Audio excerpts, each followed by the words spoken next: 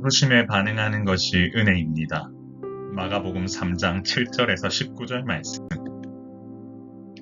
사랑하는 성도 여러분, 예수님께서 베푸시는 권능의 현장을 보고 나오는 이들이 많았습니다. 당시 유대, 예루살렘, 이두메와 요단강 건너편, 또 두로와 시돈 근처에서 모였다는 것은 예수님에 대한 소문이 엄청나게 이제 확장되었다라는 겁니다. 당시 이 지역은 그들이 보았던 어찌 보면은 전 세계와도 같은 지역입니다. 그곳에서 많은 사람들이 모여들었다는데 이 얼마나 많았는지 무리가 미는 것을 피하기 위해 예수님께서는 제자들에게 작은 배를 준비시키시네요. 정말 아픈 곳이 있는 사람들은 다 나온 거죠. 예수님 앞으로 다 나온 겁니다. 이처럼 예수님을 만지기 위해 힘쓰고 만나려고 애쓰는 그것만으로도 사실 은혜입니다. 그렇기 때문에 육신의 아픔을 해결하기 위해 기도하고 주님 앞에 나아가는 것은 너무나도 당연합니다. 우리는 한 영혼의 현재와 미래를 알 수 없지만 전능하신 예수님은 우리의 모든 것을 알고 계시기 때문에 우리는 무엇이 아프거나 그럴 일이 있을 때 반드시 주님 앞으로 나아가야 됩니다. 예수님을 만지고자 하는 그 열정이 우리에게는 필요합니다. 더러운 귀신들도 예수님을 알아보고는 두려워했습니다.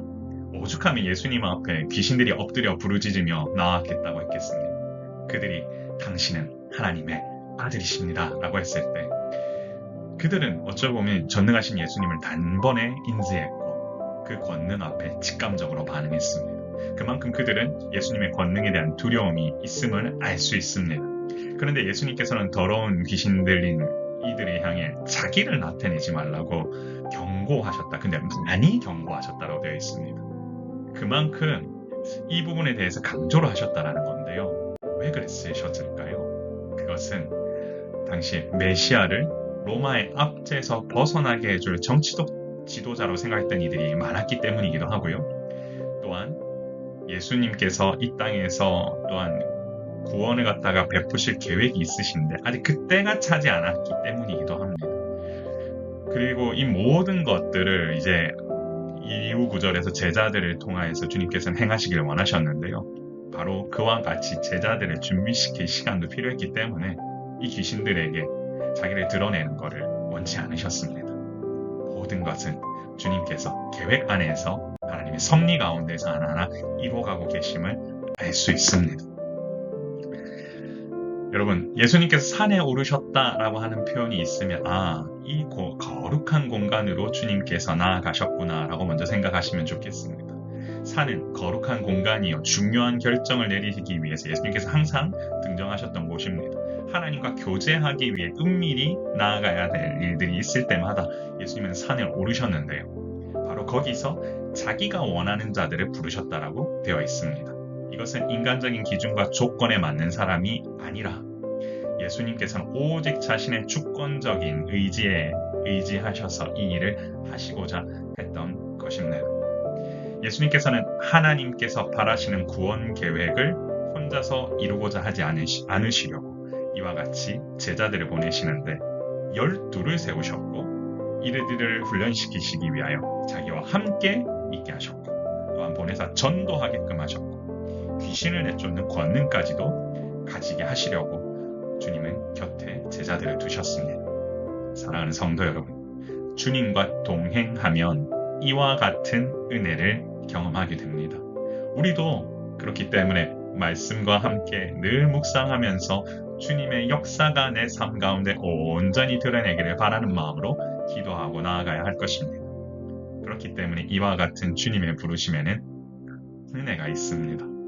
당신을 얼마나 사랑하셨는지 이 부르심을 통하여 반응하실 수 있길 바랍니다. 부르심에 반응하는 사람은 무리보다도 훨씬 더 큰 은혜를 누리게 될 것입니다. 예수님께서는 하나의 공동체를 세우셨습니다. 12를 세우셨습니다. 제자 공동체죠. 이 공동체의 구성은 참으로 다양했습니다. 어부, 세리, 열혈당원 등 다양한 배경을 가진 사람들이 여기에 부름받았는데요. 이것은 어떤 특정 계층만을 주님은 제자로 삼으시지 않으셨다라는 것입니다. 바로 예수님께서 세우신 공동체는 이와 같은 다양성이 있었습니다. 모든 사람에게 열려 있었습니다. 모든 사람이 예수 그리스도를 통하여서 중심으로 행동하고 복음을 전하고 또한 귀신을 쫓아내며 또한 전도할 수 있도록 예수님께서는 이와 같이 공동체를 세워 가셨던 거죠. 바로 하나님 나라를 확장하는 역할을 하기 위해서는 다양한 달란트를 가진 사람들이 이와 같이 부름을 받아야 합니다.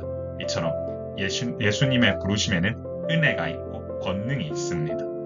사람들이 이 12를 통해 무엇을 할 수 있을까 질문하지만 예수님께서는 이 12를 통해 온전히 하나님의 역사를 이루어 가십니다.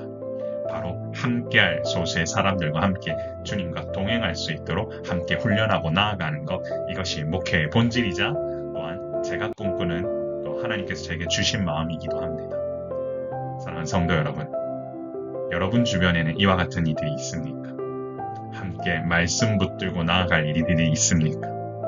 그랬을 때, 그것을 깨달을 때 주님 원하시는 놀라운 일들을 경험하게 될 것입니다. 사랑하는 성도 여러분, 부르심 앞에 사명자로 쓰이는 것보다 큰 은혜는 없습니다. 예수님 앞에 나아가면 무리로 누리는 치유의 역사와 은혜가 있습니다. 그런데 이보다 더 큰 은혜는 제자로 부름받는 겁니다. 제자로 부름받는 사람들은 사명의 은혜를 누립니다. 사명을 붙들고 나아가는 사람들은 뭔가 달라도 다릅니다. 그런데 놀랍게도 우리 주님께서는 어떤 신분을 고정시켜서 부르시지 않으셨고, 내가 무엇을 하든지 간에 주님 원하시는 일들을 감당할 수 있도록 주님 부르셨습니다. 여러분을 부르셨던 주님, 그 부르심 앞에 반응하십시오. 이 부르심에 반응하는 것보다 큰 은혜는 없습니다. 그리고 여러분을 통하여서 무엇인가 하나님 나라 확장의 기회가 제공되어진다면 여러분 그 가운데 또한 동참하십시오. 놀라운 역사가 반드시 여러분을 통하여 일어나게 될 것입니다. 기도하겠습니다.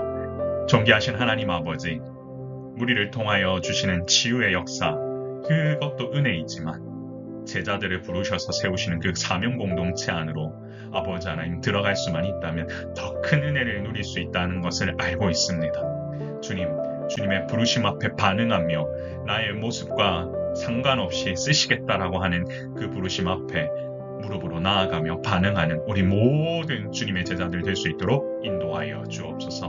오늘 이 시간도 주님께서 부르시는 그 부르심 앞에 당당히 나가며 엎드려 경배하며 나가는 우리가 될 수 있도록 인도하여 주시고, 우리 삶의 모든 문제들 주님 앞에 맡기오니 우리 모두는 주님의 제자답게 살아갈 수 있도록 주님 역사하여 주옵소서.